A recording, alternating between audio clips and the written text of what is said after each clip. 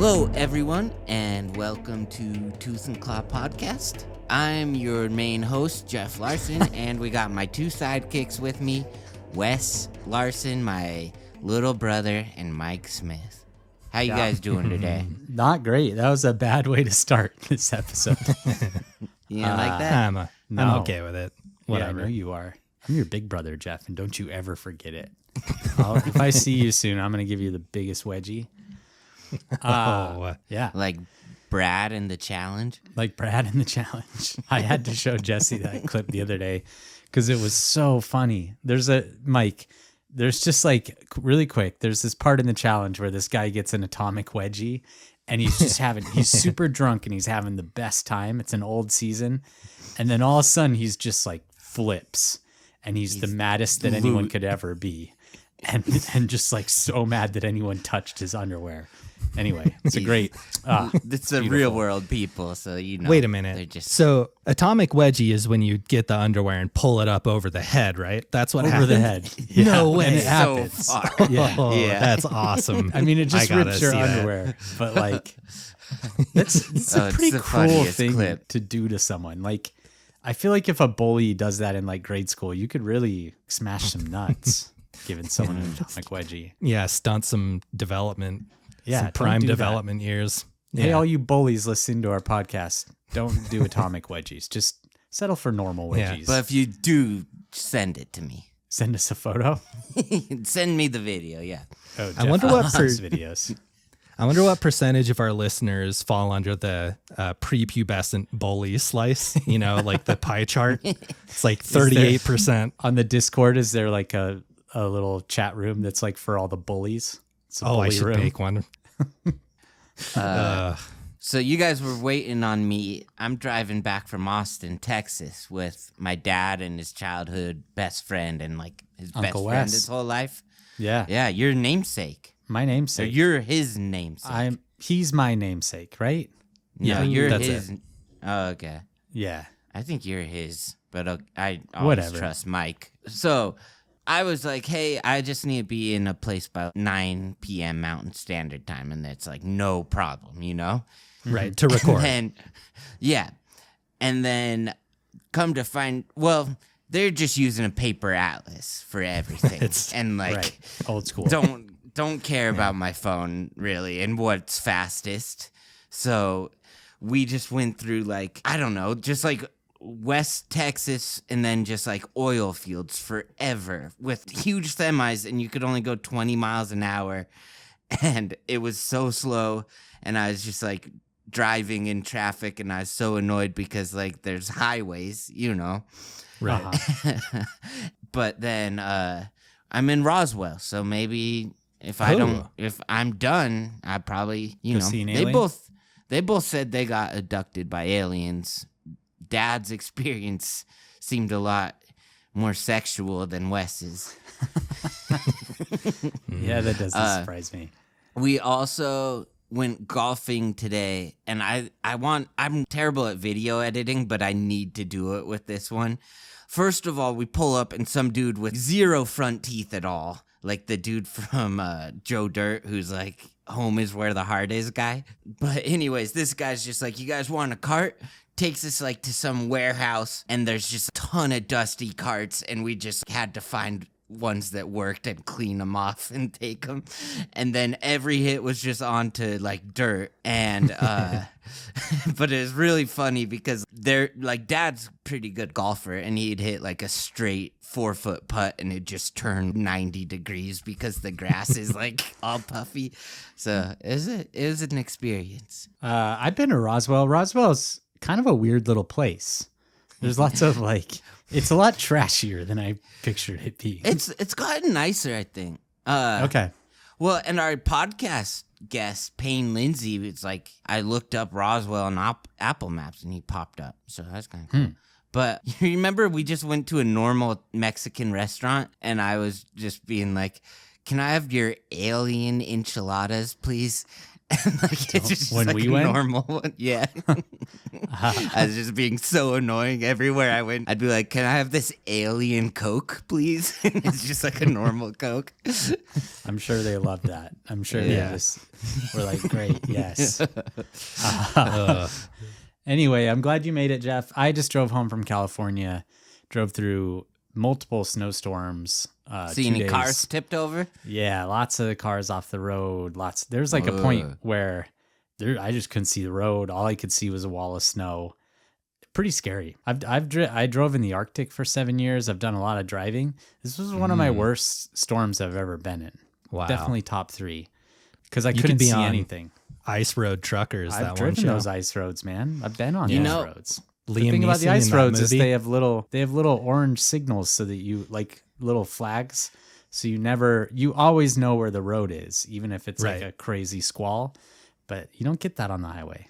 No. I bet you what happened is they're probably patrons of Tooth and Claw, and they listened to our top 10 cats episode, and when they heard that you didn't rank cheetahs in your top 10, they just swerved off the road. They couldn't believe it. Who did that? The cars you saw that were off the road. That's From quite like the 2 pull, years ago. I guess. Yeah, they're new patrons. We got a big Sure. back catalog. Oh, Yeah. that's true. Yeah, you're right. I'll tell you why those people are swerving off the road, Jeff. It's because God sent a snowstorm because of all the masturbating you've been doing. That's why they're swerving off the road. All right. So I picked a weird animal today.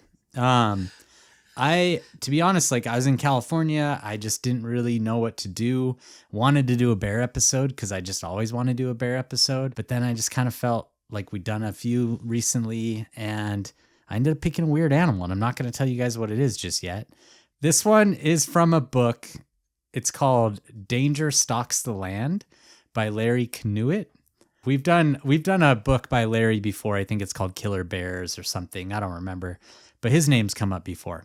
I do think this is the first time on the podcast where I got to do a pretty interesting disclaimer where I think this story has to be taken with a grain of salt. I don't know if this story actually happened, and I'm going to explain to you why that is. But I do think this is the first time that our listeners need to listen to this and maybe question whether or not this ever even happened at all. So maybe Whether that's you happened have before. any validity as a wildlife biologist. No, that's not what I'm saying. But Oh, okay.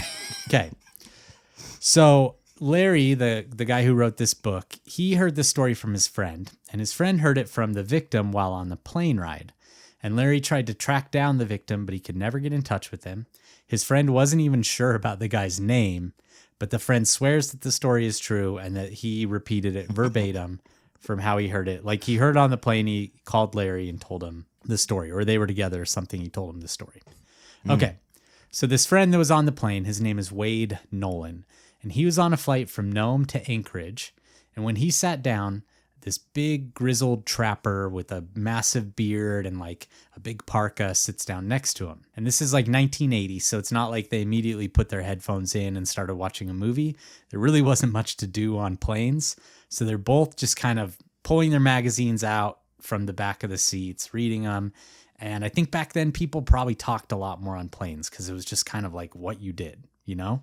Yeah. So they start chatting, and Wade notices that there's scars all over this guy's hands.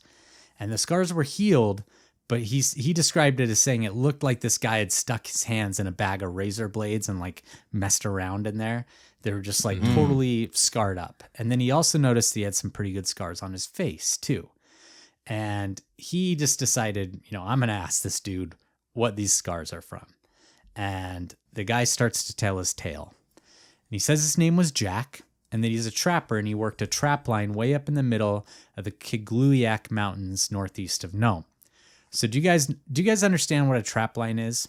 Jeff, we laid trap lines when we did bear trapping. Yeah. What is a trap line? I don't understand. Okay. Is it like a rope between two trees that a bear will trip over? No, It's not. But that might be what people that think. would be a trap line. No, it's like a line of traps that you check every day. Exactly. Or every so often. Like for us, it was Yeah. every day. But for some of these trappers, they'll put out a trap line. It's often like in a big circle.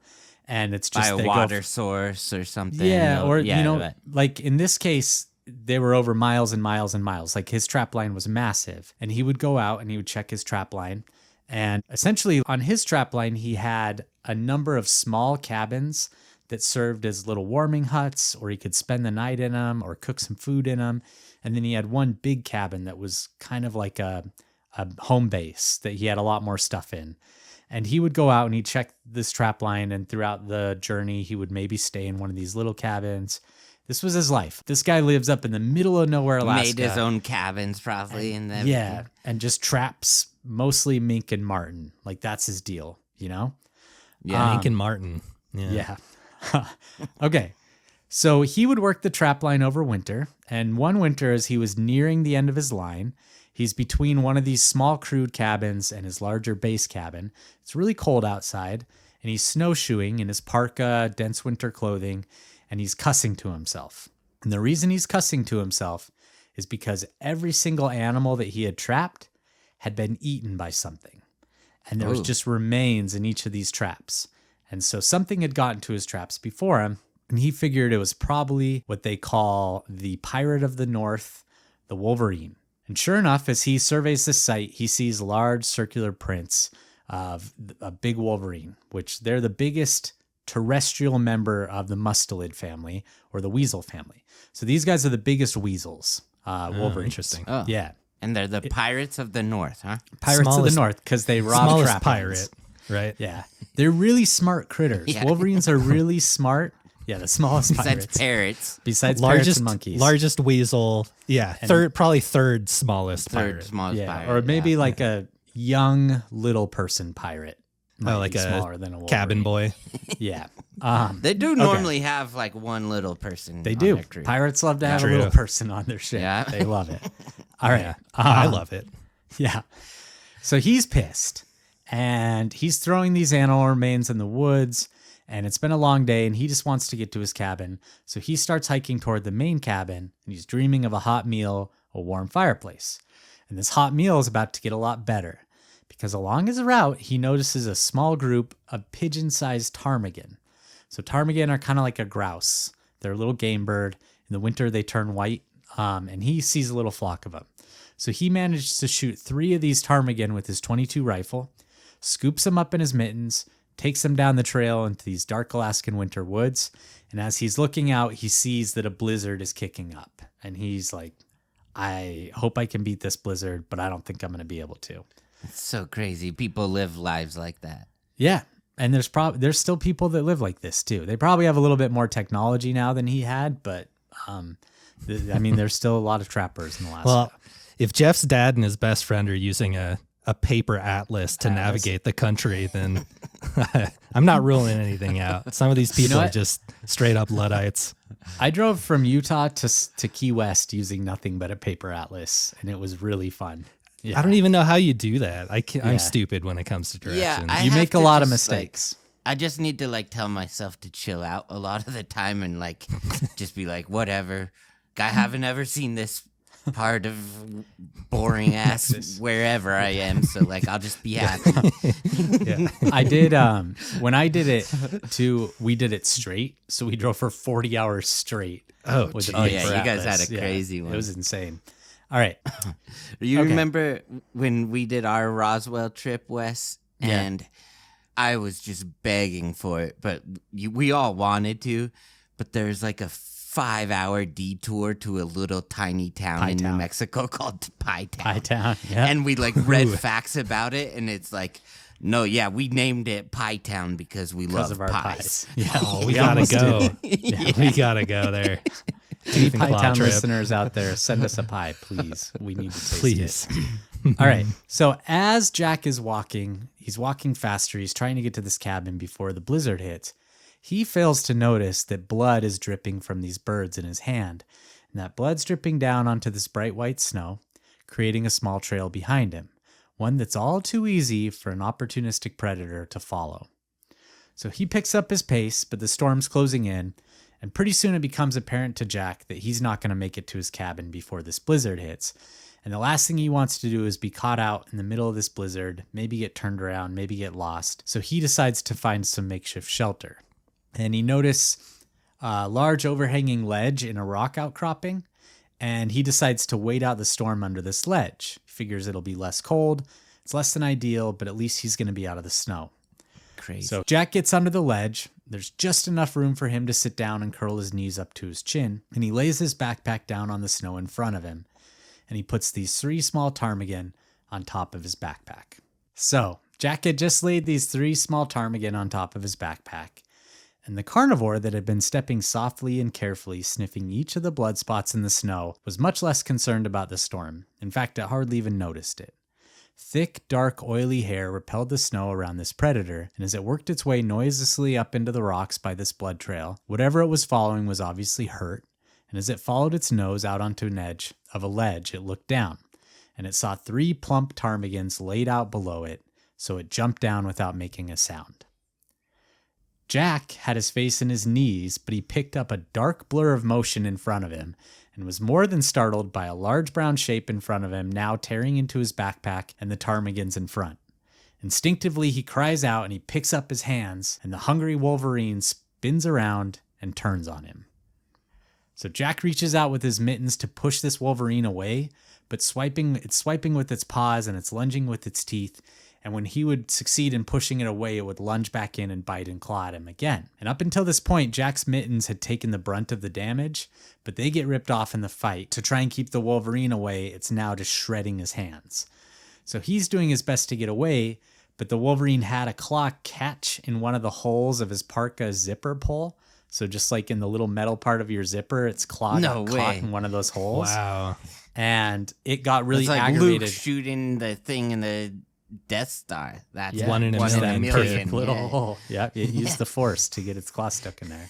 It got even more aggravated trying to free itself, and he claimed to only be able to see whirling teeth and claws at that point. He just said it was essentially like Taz from Looney Tunes. It's just like a Wolverine that's just spinning with claws and teeth. Is that a Wolverine? What's Taz? No, he's a Tasmanian devil. Come on, Jeff. Oh, yeah. All right. Finally, Jack's able to get enough space to grab the Wolverine and push it out a few feet away from his tiny shelter. And when the animal hits the snow, it rights itself, takes a quick look at the trapper, at his shredded hands, his bleeding face, and then it grabs one of the ptarmigan and just casually trots off into the woods, never to be seen again. So Jack looks down, he surveys his wounds, but he had so much blood in his eyes that he couldn't see. And then he wipes the blood away and he sees large open gashes in his hands, cutting through the flesh, through the muscle, through the tendons, all the way down to the bone. He's got those on his wrist, he's got them on his forearms, and he can feel them on his face as well. He's just like someone took a razor and just sliced him up with it, essentially. Yeah. The storm's still raging, but Jack's legitimately worried about bleeding to death at this point. So he ventures out in the snow. He's just like, I got to get to this cabin. So after some time fighting this blizzard, he makes it to the cabin. His dense outer layers were almost completely matted in blood when he gets there. He has a really hard time lighting a fire because his hands are almost useless. But after some time, he manages to get a fire lit. And then he gets a lantern, he props a mirror next to it, and he's like, I got to do something with these wounds. They're really deep. He's far from help. He knows that he's going to have to fix himself or he could bleed to death. So he takes a needle, a sewing kit, a needle, and some thread, and just starts stitching him up, pulling him through his skin, pulling him with his mouth, and getting these stitches closed. And while he's doing this, he's passing out from the pain and then coming back to and starts stitching again, and then will pass out again and then coming to. So this takes hours for him to stitch up these lacerations. That's so crazy. So finally he finishes, and Jack crawls into his bunk, and he prays that somehow help will come because he's far too weak, far too beat up to do the long hike out. And no one's expecting this dude either. He's got some friends and stuff, but it's not like he's got a wife and kids at home. He's just out there in the middle of nowhere. He's a solo dude. Sorry, I'm losing my voice a little bit, but bear with me here. Wolverine with me here. That doesn't make any sense. All right. Oh, Wes, I'm clipping that. So We're posting that everywhere. Jack gets lucky. A few days later, a friend of his that was a bush pilot flies over this cabin, and he knew that Jack was supposed to be out working his trap line, and he doesn't see any smoke coming from the cabin. So he just wonders, he's kind of curious if something might be wrong. So he lands his plane and decides to check on Jack. And he finds him, he loads him into his plane, they fly him to the hospital in Nome, and he spends about a week in the hospital while they're tending to his injuries, and then apparently makes a full recovery. Holy cow. Okay, so you guys might be wondering why I would pick this story when it's unverifiable, and this is our first episode about Wolverine. So why would I pick this story if we can't verify it? What I was actually wondering is how he is like so alone and doesn't masturbate. How do you know he doesn't? God answered his prayer. Yeah, but he also sent a snowstorm. He also sent a Wolverine to slash his hands up. Yeah. Now I don't know. He may not have ever masturbated. Probably ever since. because his hands hurt so bad he stopped and then he answered it. Where did this Wolverine attack That's what I'm him, going Jeff? for. Where did this Wolverine attack him? That's all I want to say. All right. Why would I pick this story? Well, there's a really good reason for it. It's because there aren't any verified stories of Wolverines attacking human beings. This isn't an animal that attacks us. Wow. And you might say, well, it's because we never come in contact with them. But we do. There are Wolverines that come in contact with people. People that live in Alaska that spend a lot of time out in these places see Wolverines, and they're around Wolverines. In Russia, in different parts of the world, there's lots of Wolverines. So here's my question with that is how would you verify it? Because he went to a hospital and they saw his wounds, right? Yeah, I mean, I think what I mean by this not being verified is that whoever's reported on it, in this case Larry Canuet, he wasn't able to track this guy down and get the story in medical records or anything. So there's no paper trail that shows that this actually happened. We're just taking someone completely on their word that they were attacked by a Wolverine, and the hospital is too. For all we know, this guy got caught in one of his own traps or something, or his dog bit him. Yeah. It's hard. You just can't know unless there's some sort of proof. And that's the thing is there just isn't any proof. There's no one else there to see it. It's unverifiable. We don't even know this dude's name. So that's why I want everyone to take this with a grain of salt, because this could have happened, but it's not likely. I mean, sorry, I shouldn't say it that way. I think it's likely that this did happen, but this isn't a thing that happens. But it's hardly ever. Yeah. On record, it never has. So yeah, and that's pretty crazy. That's something that you wouldn't expect from what we think of Wolverines. Yeah, I mean, there's a few billion people on the earth, so it's almost like a 1 in a billion chance. Yeah. But then also he's like a 1 in the billion type of lifestyle. You know what I mean? There's not very many people just out in their cabins they built in Alaska in snowstorms hiding under rocks. Right. And with birds and blood trails. You know what I mean? He put himself in a situation that not most of us do. But there's probably a few thousand of those people, And in Russia, there's those people too. There's people that come into contact with lots of Wolverines throughout their year, and they don't get attacked by them. And as we know of. Anyway, I had remembered reading in some outdoor magazine, it might actually be Outdoor Magazine, a story of someone that was confronted by a Wolverine somewhere. Couldn't find it. I just couldn't find anything that says that they've attacked people. And I read a lot of articles that backed that up, that said Wolverines don't attack people. It's never happened. Why are they thought of as so crazy and aggressive? That's what we're going to get into. First, we're going to do a little bit just on general biology of Wolverines. So the Wolverine, its Latin name is Gulo gulo, which is a great Latin name. Hey, that's cool. They're sometimes called devil bear, skunk bear, carcajou, quick hatch, or devil beast. They're the largest land-dwelling member of the mustelid family. So that's the same family that has weasels, badgers, otters, and martens. If you're looking at the largest overall, it'd be the sea otter, and then giant river otters are also larger than wolverines. Males average about 30 pounds, but they can be as big as 60 pounds. Females are about 40% smaller. Pretty much they grow to the size of a medium dog. They have short legs that keep them close to the ground. They have thick, oily, hydrophobic fur that's essentially frostproof and allows them to stay warm and dry throughout extremely cold winters. Winter is really when these guys thrive. And they are Wolverine fur is highly prized by trappers because of how hydrophobic it is. It just repels water. All right. They have specialized, a really cool thing about them. A lot of weasels have this. They have specialized molars. Imagine turning one of your molars 90 degrees so it's pointing inside of your mouth. On each side, on your upper side, you turn them so they're pointing inside your mouth 90 degrees. Wolverines have molars like that.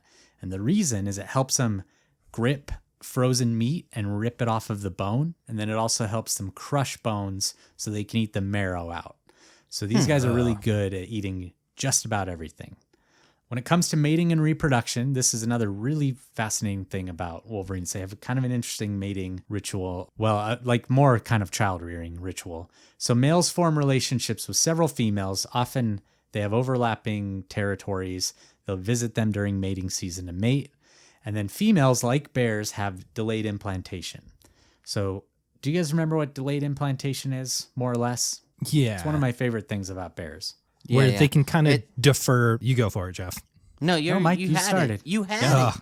I think I'm going to be wrong, though. It's like they can kind of defer their pregnancy till a later date. They can, I guess that's really the extent of my what guess. happens is that fertilized blastocyst, the fertilized egg, it just kind of hangs out. It doesn't implant until their body sends them a signal that says, hey, you are healthy enough to actually bring this baby to term. So, And if they don't get enough food, it won't happen, right? right, they'll just abort that fertilized egg. So that is delayed implantation. Mike, I think you had some issues with the word choice there, but that's actually the word you would use. It was great. I was just wondering, I was just thinking of edging and the whole tantric angle to sexual encounters, how if inside it's deferring for so long and then it finally gets to, do its thing. Yeah. Maybe then that baby's better because of that. Yeah. You think the baby? Yeah, right. Probably. It's awesome. So the interesting part of all this though, is that the female will have her young in a den in a burrow. The young, when they're born, they're almost completely white. They have fur, but they're white. And then they slowly grow and they turn into what we see as a wolverine. They actually grow pretty quick. But How the cool cute part, are they? they're very cute. Very cute, actually. I watched a lot of Wolverine videos and I really fell in love with them. They're super playful. Wolverines are cool. We'll get into that. But the cool part is that the dad will actually come back and make visits to bring the female food. And then sometimes he'll help actually with some of the child rearing. And then sometimes Wolverine kits will just decide to hang out with their dad. They'll just pick their dad instead of their mom, and their dad will teach them how to be a Wolverine instead of their mom. So there's kind of this shared parenting between them. And it's not so much that they're doing it together, but the kits sometimes will pick one or other parent and decide It's to kind of live like with them. Nick Cannon, right? Where he has a bunch of families. 30 kids. Yeah. I guess. Does the gender maybe have something to do with which kit would pick I which don't think parent, so. or is it? No, That's I interesting. don't That's think really so. cool. But I'm I not like sure that. about that. Yeah, but it's kind of like a divorced family, where the kids are I'm going to go live with dad. All right. So they are pretty widespread throughout northern boreal forest and in the subarctic and Arctic tundra. So I set up polar bear cameras in the Arctic tundra on polar bear den sites for a project that I did. And we picked up a wolverine on one of those cameras way out on the sea ice. Oh, cool. Yeah, they can go pretty far north. And there's a guy that I worked with that saw one kill an Arctic fox in the little seaside village that we worked out of. Yeah. Oh, wow. So they're What are pretty they far looking north. for out on the Arctic ice? They're probably looking for lemmings, fox, just whatever they can find. Dead whale. Yeah. I don't know why it was way out in the sea ice though. It was weird. Yeah.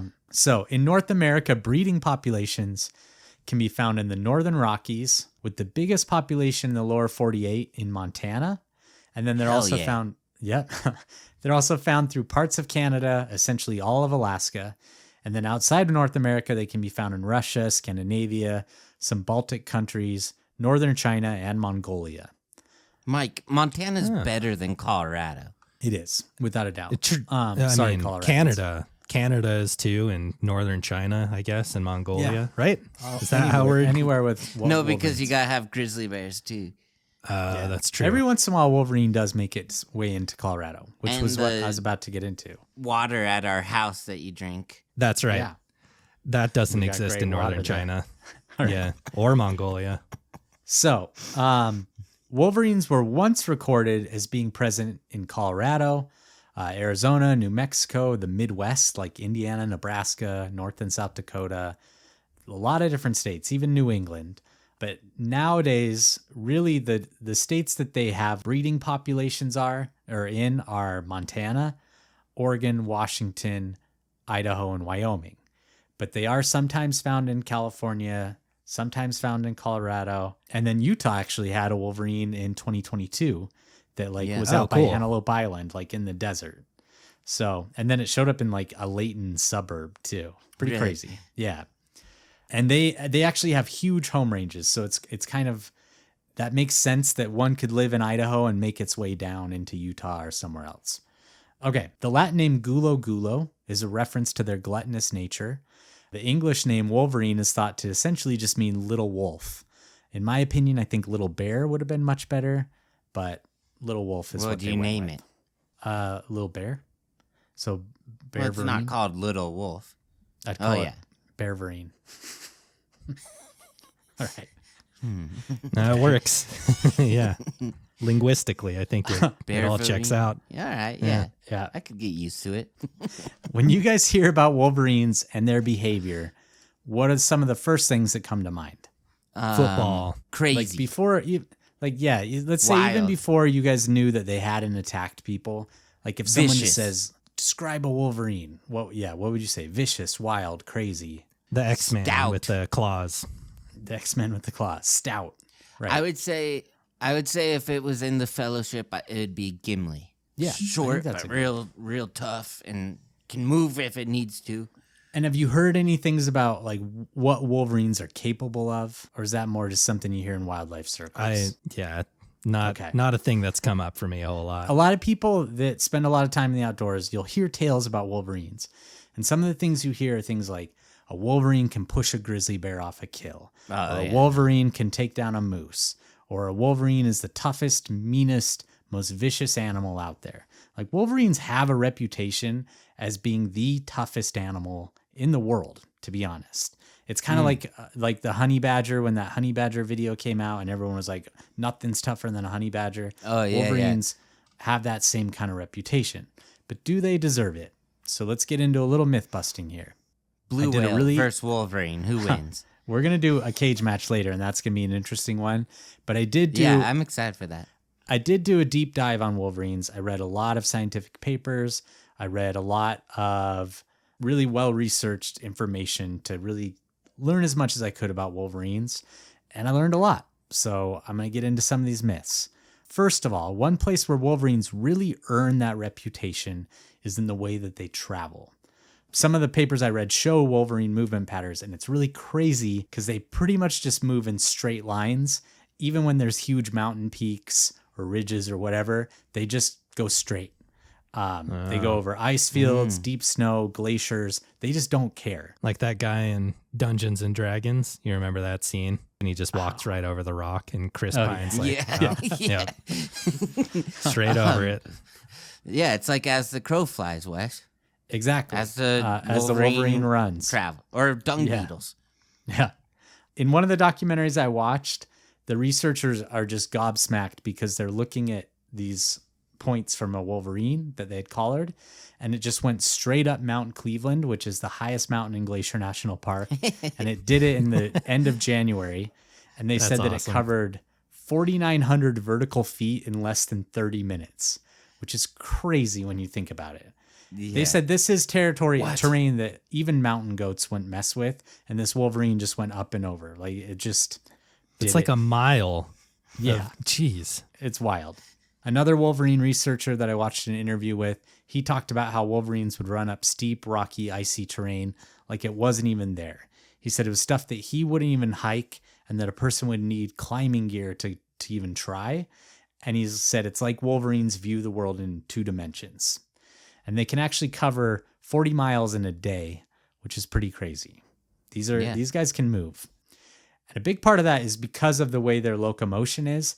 They do both paws in the front and both paws in the back at the same time. So it's kind of a loping movement.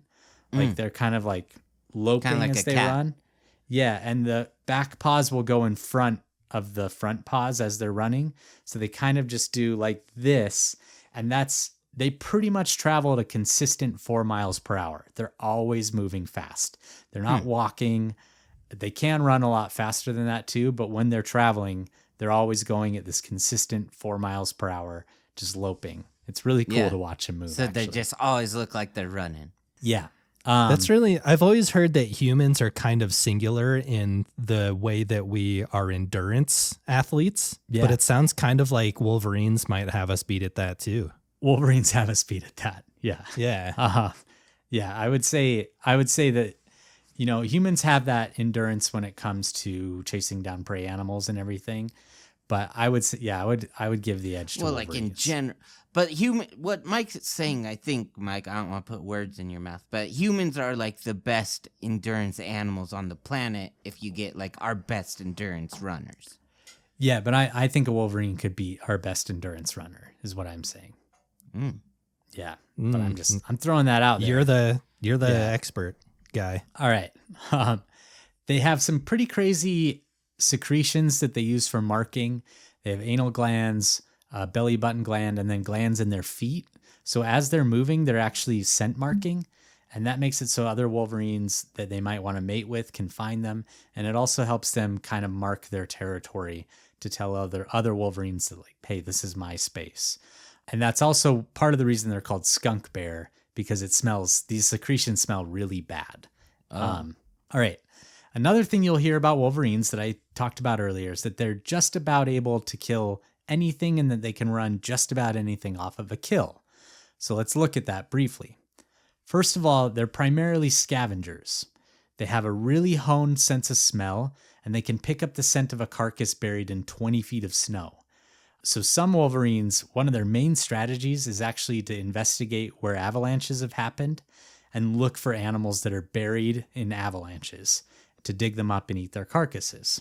They can literally smell them under 20 feet of avalanche snow. Interesting.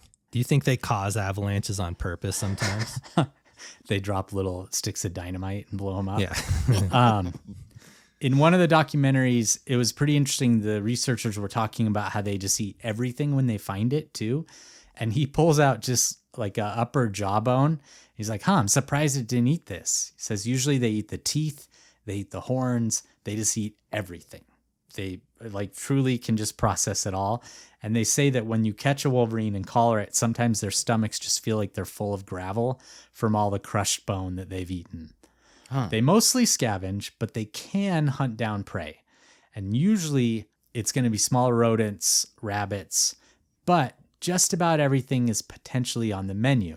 They have been documented killing prey as large as moose, although those moose were often young or starving and almost always in deep snow. So because Wolverines are so spread out and have such big paws, they stay essentially on the top of the snow, but they would catch a moose in deep snow and then kill it while it's in the deep snow. Wow. Interesting. So they're more like Legolas. Yeah, exactly. Do you think if an orc died in front of them, they would be saying in their own Wolverine language that meat's on the menu? Meat's back on the menu. Probably. Yeah. Do you think they would eat an orc?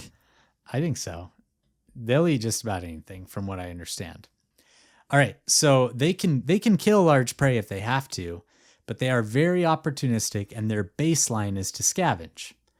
So how about them chasing grizzly bears off of kills? Because that's a myth that often goes around. Now, I think it's possible that an aggressive Wolverine could convince a grizzly bear that it's just not worth the fight to defend a carcass. But if the bear wanted to stay, it's going to stay. Like a Wolverine is not going to chase a persistent grizzly bear off of a carcass. It may convince a bear like, hey, I don't really feel like messing with this weird massive weasel that's coming at me. But if that bear just decides, I'm going to hang out and stay on this carcass, the Wolverine is in a fight for it. Like it's a lot more likely that the bear would chase a Wolverine off a carcass. Exactly. And that's what I was actually going to say is one of these Wolverine researchers said, no, Wolverines avoid bears. They avoid wolves. They avoid mountain lions because those are natural predators for them. So these aren't animals that they like to tango with, but there are instances where Wolverines have pushed larger animals off of carcasses just because of how aggressive they can be. But it's not like a strategy for them. What if the Wolverine just took like really tiny bites out of the bear, so small that the bear like didn't even notice it, and Like just a ate the vampire whole bat. bear? Yeah, like that. And just ate the whole bear and then took the kill. You think that ever could work. happens? I don't think that ever happens, but I think that's it's a great thought. That's what separates animals from humans. We're like we're elevated We in think thought of those a little things. bit. Yeah. Yeah. All right. I would get into a little bit more about this, but we're going to pin it for the cage match category. I think it's going to be an interesting one. One last little tidbit that I thought was really interesting about Wolverines. There's this guy, and I read this in Outside Magazine, who's been pushing a campaign to make Wolverines the animal that we use for avalanche search and rescue. He says wow. that because That of their makes natural, sense. yeah, he says because of their natural behavior to look for carcasses under avalanches, trained Wolverines could be used to find skiers or whoever else might be unlucky enough to find themselves trapped in an avalanche. And this dude is just like, this is going to work. He believes in this so strongly that he's launched this huge campaign to make it happen. The article I read was in 2016, so I don't know if he's made it much headway since then. I don't think so, because I haven't seen any trained Wolverines looking for people. But the guy says in one of these articles, he says, anything you can train a dog to do, you can train a Wolverine to do 5 times faster, which might be true, but there are a lot of problems because dogs are domesticated animals. Yeah, I do think so. I watched, there's this guy in Alaska who was raised. Don't like, teach them to shake. They'll scratch They'll your hand rip you up. Then you won't be able to masturbate.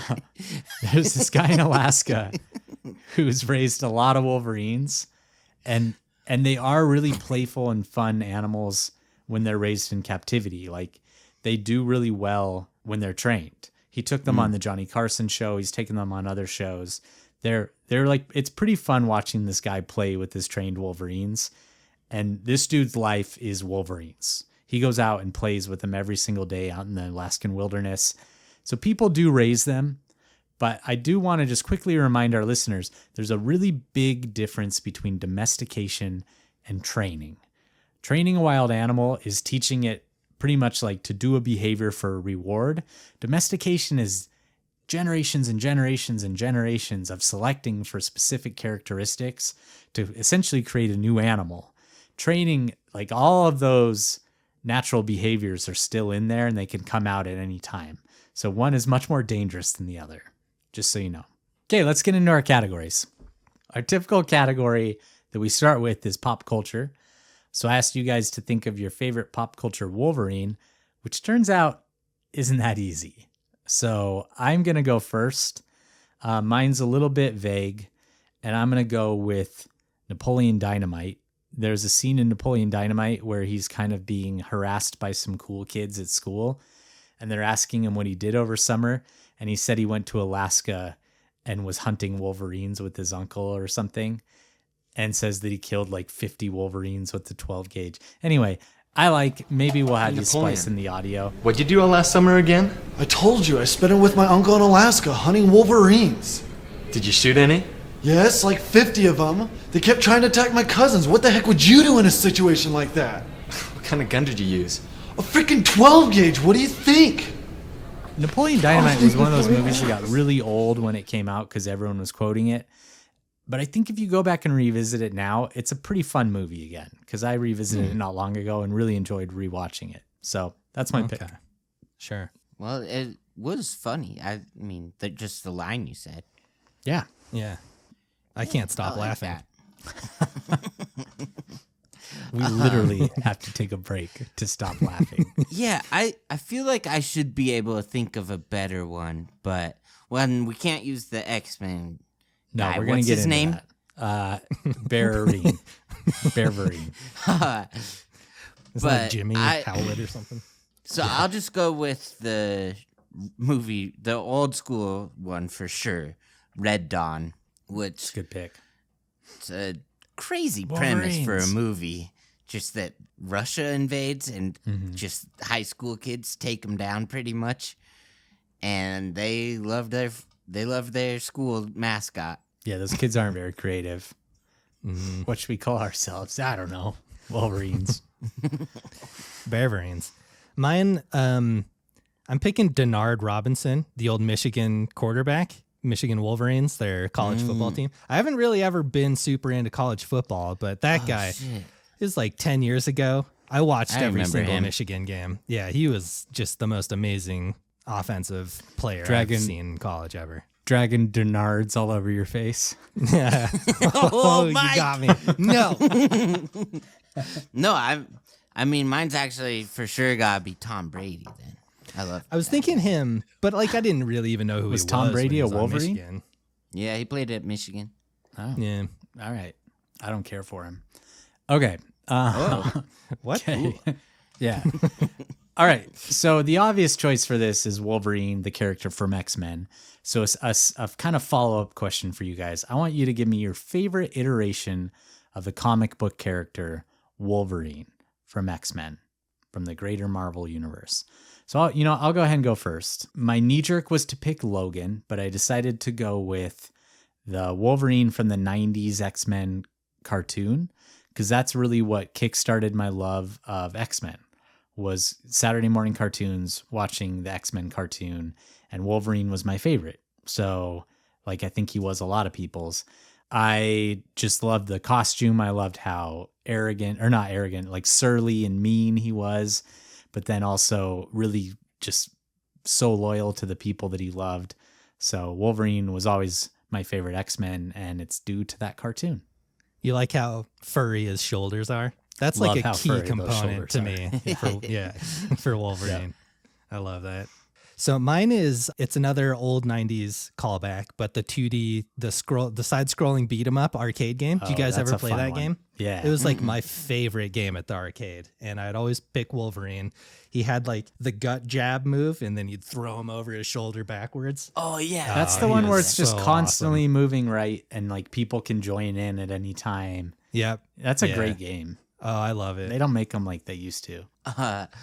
they do make some pretty good games, Wes. They do. Sure, whatever. Yeah. Just not like they used to. As we live in a virtual world and play mini golf Yeah. with each other. Yeah. Yeah, in space.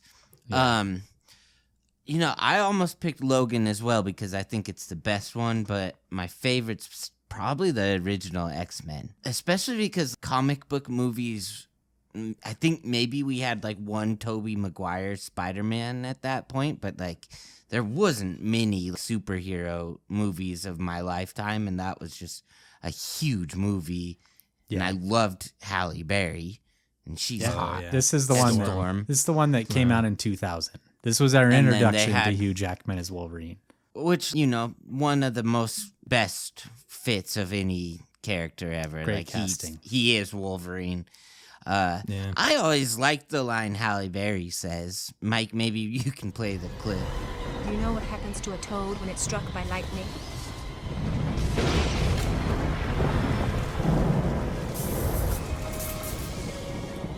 The same thing that happens to everything else. Where she's like, what happens when you hit a toad with lightning? Yeah. And then she's like, the same thing that happens to everything else. I was dying. I literally was you were- like, that's funny. I didn't think I thought she'd have a joke, and she didn't. You didn't care who you were. That was funny right there. That was in the second. I think that was the second movie. I was listening I to digress. Larry, the cable guy, stand That up is the at that second same movie. time, too. So I probably did think that exact thought, Mike. Yeah. All right. I'm not Okay. even I gonna don't try to care do the who you are. voice. Let's do another sound clip of him saying, Okay. I don't care who you are. That's funny right there. A lot of sound clips happening today. We're going to do now what would Mike and Jeff do? So you're Jack, this guy, you're under your ledge, and suddenly you're fighting a Wolverine off. What are you guys doing to get rid of this Wolverine? Was it the pants zipper that the claw got stuck in? I just take His my pants parka. off. His parka, his Parka. coat. Yeah. Take the parka off. Let him have it. It might be kind of hard to unzip with him attached to the zipper, but how fast can they run? they can run really fast, faster than us, from what I understand. Yeah, I'd probably run away. Okay. Jeff's tired. Just gonna run Throw away a from this snowball. Wolverine. Start a snowball fight Yeah, because it was snowing pretty hard. yeah, dude, get whitewashed that Wolverine. No one likes getting whitewashed. He'll run away. Give him a wedgie. Whitewashing's really mean when you think about it. For those of you who don't know what whitewashing is, you just grab the person's face and stuff it in some snow.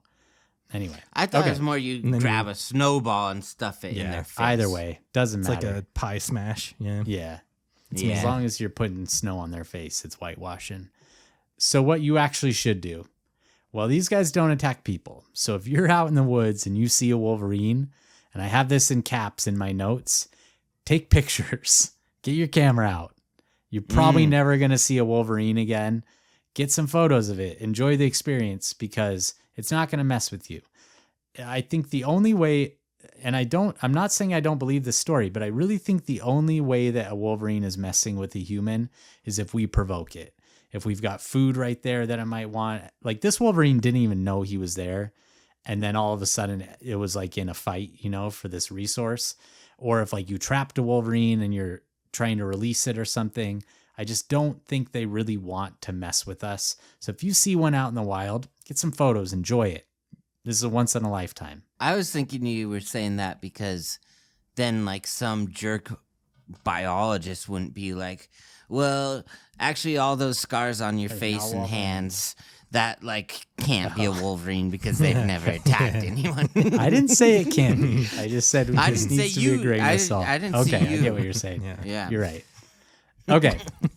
So quickly, we're gonna do a cage match. Very slowly And do it. I am going, before we do it, I'm going to read you guys a story that I found about Wolverines. Oh. This is from the Department of Biological Sciences in the University of Alaska, Fairbanks, Alaska. And this is from Amos Lane, a native Inuit hunter who is one of the most experienced, widely ranged, and I'm reading this verbatim, and reliable of guides in Alaska. And he reports the details of an encounter between a Wolverine and a polar bear about 5 kilometers west of Point Hope in the early spring of 1944. And pretty much what he says is that the Wolverine was out scavenging well offshore on some sea ice, is proceeding south when it met a polar bear. The bear initiated the attack, but as it charged the Wolverine, it leapt and seized the bear's throat and clung so closely to its chest that the bear was unable to brush it off and only attempted to deliver a hug, which it quickly abandoned. The Wolverine appears to have clung to the bear's windpipe without attempting any other kind of damage until the bear choked to death. Mr. Lane dispatched the victor before any further behavior could be observed. Holy cow. Right. So that's a story from an Inuit hunter in 1944 that apparently a MacGruber. Wolverine killed a polar bear. Yeah. Personally, I don't believe it. I think it's physically possible. I have a hard time believing this. Sure. I can see why, but I don't think it's impossible, Yeah. what he Great. described. Right. Okay, but to get a little bit more in the weeds here, from reading about these interactions between Wolverines and other animals, there's another paper that came out, I believe in 2003, that talked about a black bear killing a Wolverine in Yellowstone when they tussled over an elk carcass. And a lot of these researchers said one wolf versus a Wolverine would probably be a pretty good fight. 2 wolves can easily kill a Wolverine, and they're actually their main predator. Wolves, when Wolverines are killed by predators, it's most often wolves, so much so that Wolverines will avoid places where there's wolves. And then second most is mountain lions. Mountain lions can kill them as well. So really, that means that grizzly bears, black bears, polar bears, wolves, mountain lions Yeah, can all I'm kill taking this back animal. my polar bear thing. I don't think it's even possible. Yeah, I have a Bear really hard would have time got believing it that. off. Yeah. Yeah. I would also say our chimpanzee is probably killing the Wolverine, but I think that's a really good fight. Can I ask you the one I'm most curious about? Yes. Coyote, because they both are wilding. Coyote. I'm picking the That's Wolverine in the coyote fight. Mm. Yeah, I think that's Like a really good one though. That's a good fight. Well, I They're actually both think scrappers. I actually don't think it's that good. I think the Wolverine kills the coyote pretty easily. I think, or not easily, but I think it's a fight. But I would put my money confidently on the Wolverine in that one. I think the one that I would have a hard time saying which way it's going to go is like a wolf, a single wolf and a Wolverine and a big, but let me take a step back. I think if we're looking at our biggest wolf versus our biggest Wolverine, then the wolf wins not too hard. So I don't know. It is small wolf is its name. Yeah. So some animals that I think it beats. I think it beats a jellyfish. I think it beats our spiders. I think it beats our dingo, our coyote. I think it beats a kangaroo. I think there's a number of animals that we've talked about that it can beat. I think a healthy moose is no match. I think a Wolverine What about is like no a match for a full-size healthy moose. deer in a cage? They can kill deer. Really? Yeah. So they have like there's places where deer are prey like that they kill every so often. Moose, I think they have to get pretty lucky, and it has to be a small moose or an injured moose or something. Drowning in snow or something. Yeah. All right. But I think that should help to answer some of these myths around Wolverines. This is a very tough animal. This is an animal that can travel great distances with little effort. They are very well built animals, but this is not a crazy aggressive top dog kind of animal. It is essentially kind of like a coyote, Jeff. I think they kind of occupy the same niche. So, all right. Listener questions. Mike, do you have any listener questions for us? I do. I got 3 from patrons. First one is from Night Fury 91. They ask, are there places in the world where it is possible for a wild wolf, bear, and tiger to have a standoff? Yes, there are. Okay. Follow up. Well, you can expound on that, and then we'll do the follow up. Russia is one of those places. Russia has all 3. India has all 3. Wolves. I don't know why that occurs to me as weird that a wolf would be in India, but Nepal would be another country that has all 3 of those animals. And that might not be it. There might be others too that have all 3, but those are definitely 3 places where that could happen. Okay. So here's the follow up. Between the 3 of you, who's the wolf, who's the bear, and who's the tiger? What do you guys think? Jeff, one of us, me and Jeff, have to be the bear since we're beefy. Since you're beefy, but I love bear. We're a little beefy. Wes is Bears a are my bear, life. though. He does love honey more than us do. That's a giveaway. Mike, I would say that you're the Lone wolf. I'm kind of a lone wolf type. or a lone tiger though, and you love tigers. I don't know. I do love tigers. I want the tiger. I call it. Yeah. Okay, Jeff's the tiger, you're the wolf, I'm the bear. Jeff's but I'm a a better black tiger bear than me. I'm not a grizzly bear. I'm too small to be a grizzly bear. All right. I'm like a sun bear or a black bear. Okay. Great. You Next could be a question. small grizzly bear. Sure. This is This is from Sam.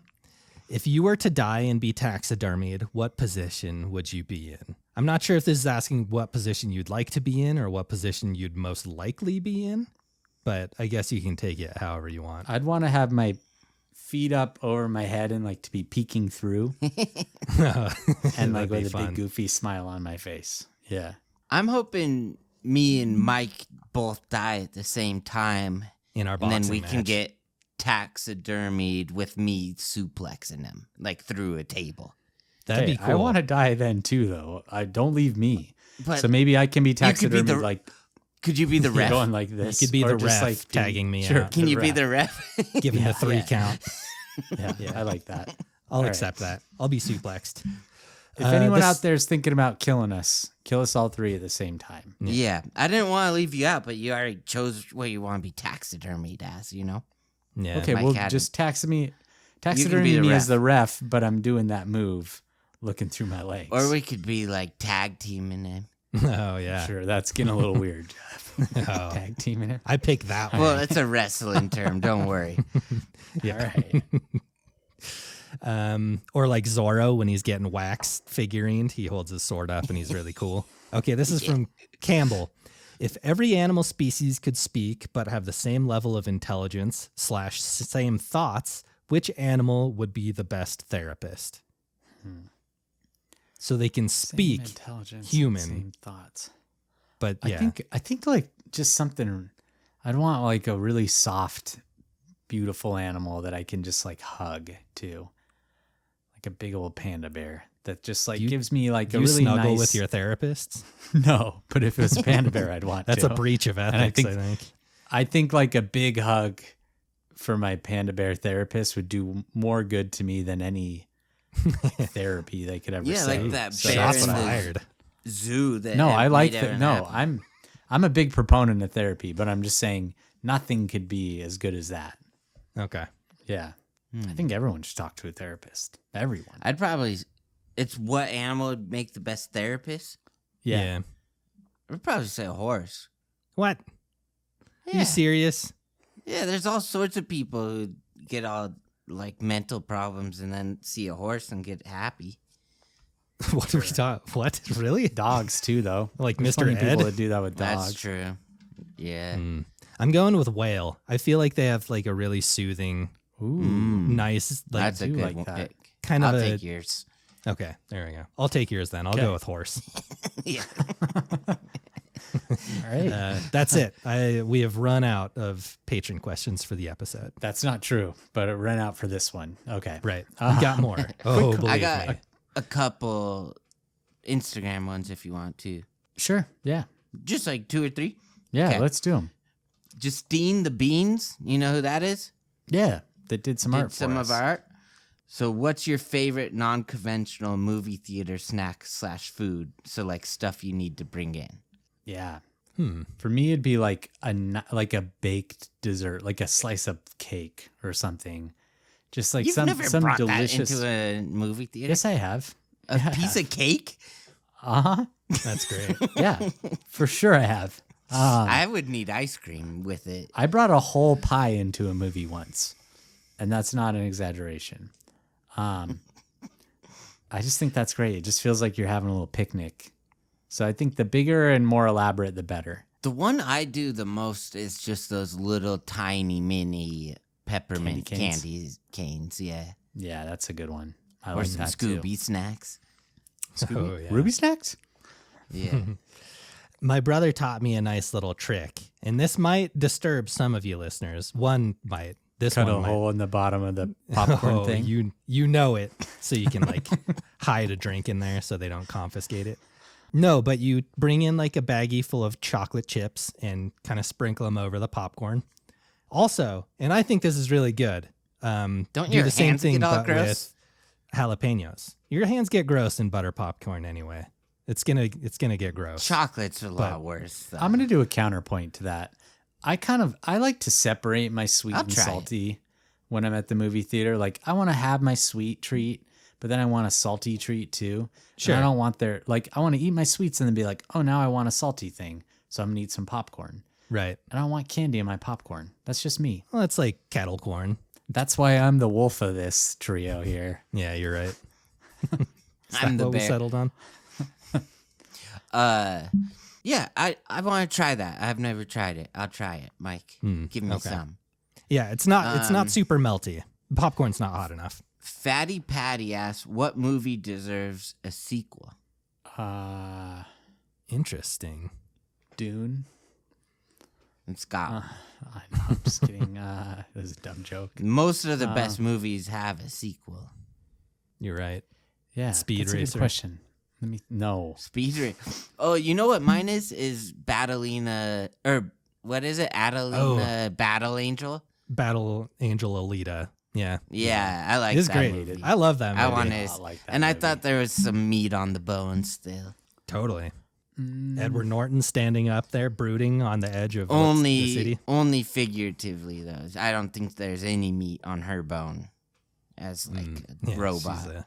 Right. Yeah. She's full robot, Yep. right? You like that one, Mike? Yeah, I really like that movie a lot. It's my favorite movie. No, it's not. Speed Racer's your pick?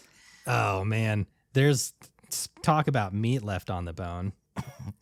We didn't even Literally get and like figuratively. yeah, right. 'cause I would they're have humans. to think about this a little bit more. This is kind of hard. I'd What have to about think that about other horror movie you really liked? The Barbarian? Barbarian, yeah. Yeah, I'll say that. Barbarian. Okay. I'd almost want a prequel on that, though. See Yeah. how all that shit happened. All right. This one, I'm realizing these were questions for me and Mike on our road trip that I never answered because the volume wasn't working. Yeah. So sorry, dude, that I'm putting this on the mainstream. Elliot Duke wants to know best pop culture boobs. Airplane. Oh, yeah. Just like a joke. Yeah. Yeah, I'll go Desperado. Nothing if not consistent, Salma. Jeff. Since this was a question for you two, I'll just let you Okay. two answer that one. Sure. That's fair. All right, last one here. If you could give Montana a state slogan, what would you make it? Not that great. Don't move here. I'd say the tap water tastes good.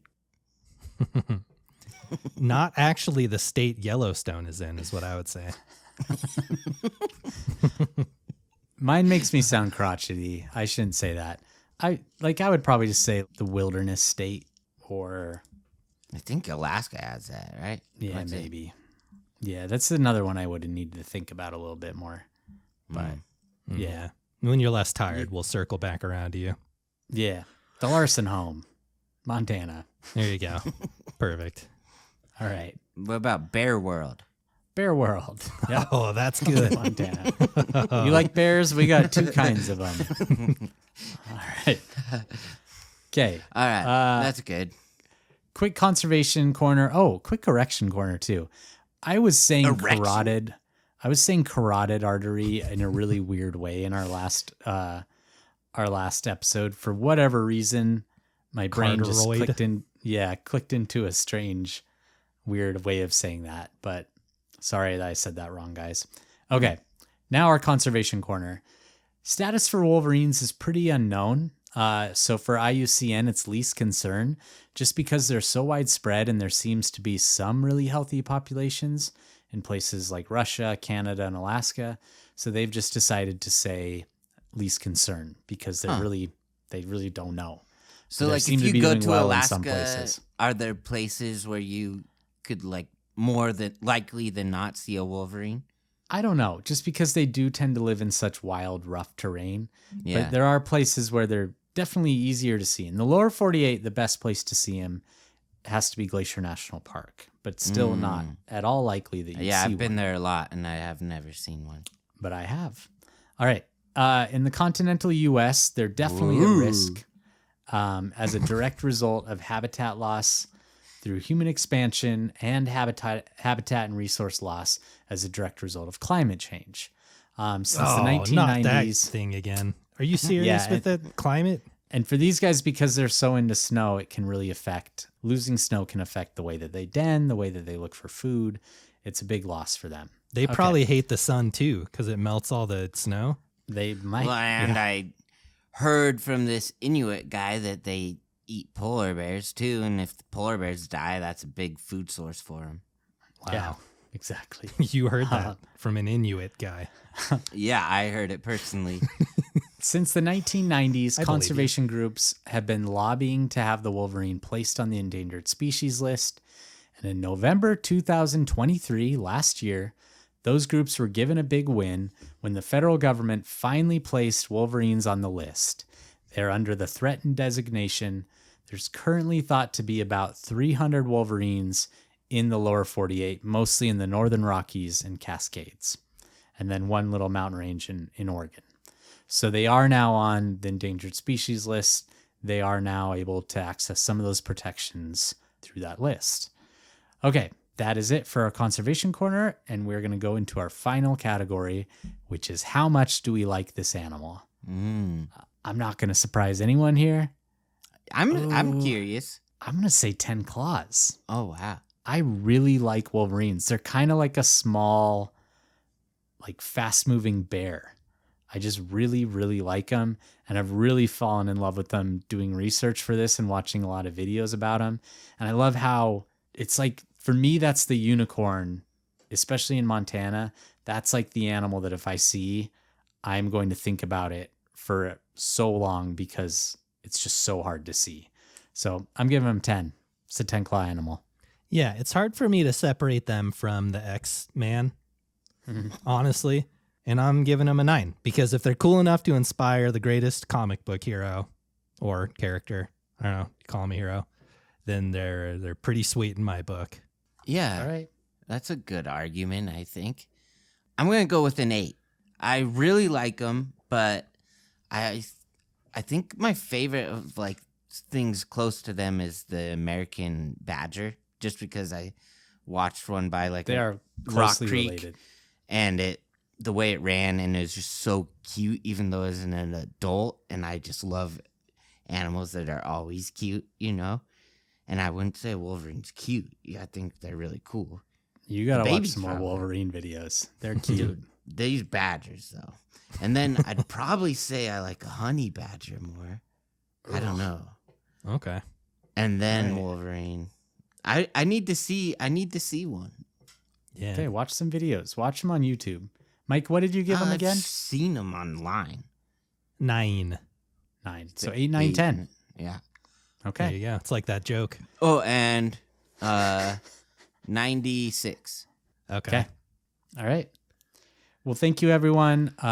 This was a bit of an unconventional episode because there really aren't that many attack stories about this animal, but it is a really cool animal. We hope you enjoyed it. We just barely on our Patreon, Jeff just did a really fun episode about the Chinese zodiac and some of the different animals associated with that. And then we had another episode not long ago where I talked about people that have been killed taking selfies. Mike, what was your last subscriber episode? I can't even remember. What was It's been it? a minute. Probably some animal. It was a good one. No, it was a really good one. Oh, bears committing crimes. Bears committing crimes. Bears committing crimes. Yeah. Anyway, we have a lot of fun on our subscription channels. So if you're looking for more content from us, check us out on Patreon. Just go to search in Google Patreon Tooth and Claw Podcast. It'll pop right up. It's amazing how Google and the internet works, you know? It just does that. I don't know. I just like the paper maps of everything, you know? Yeah. Yeah. I just need an atlas. Jeff gets his subscriptions on paper. Encyclopedia. We mail him our newsletter. Yeah. And then also, if you listen in Apple and you'd rather just get those episodes right in your Apple feed, you can also get it on the Apple Grizz Club. All right. Well, I think that's about it. So thank you, everyone. I'm subscribed on there. All right. So, Thanks. yeah, Yeah. Jeff's in there. Okay. Getting a little bit of money from you every week. Mike needed me to check Apple's episode, and he couldn't. So I subscribed. I never unsubscribed. And now you got to split that money 3 ways. Thanks with for us. doing that. Yeah. Yeah. What? Yeah. We get that $10. I get a little bit of it back. Yeah, get so you $3 should be back. happy. Apple gets Yeah, you got some the of it. discount. We need to look into this discount that Jeff's getting on his subscription. I don't know how I feel about that. All right. Thanks, everyone. See you Love next you time. guys. We will talk to you soon. Love you. Bye.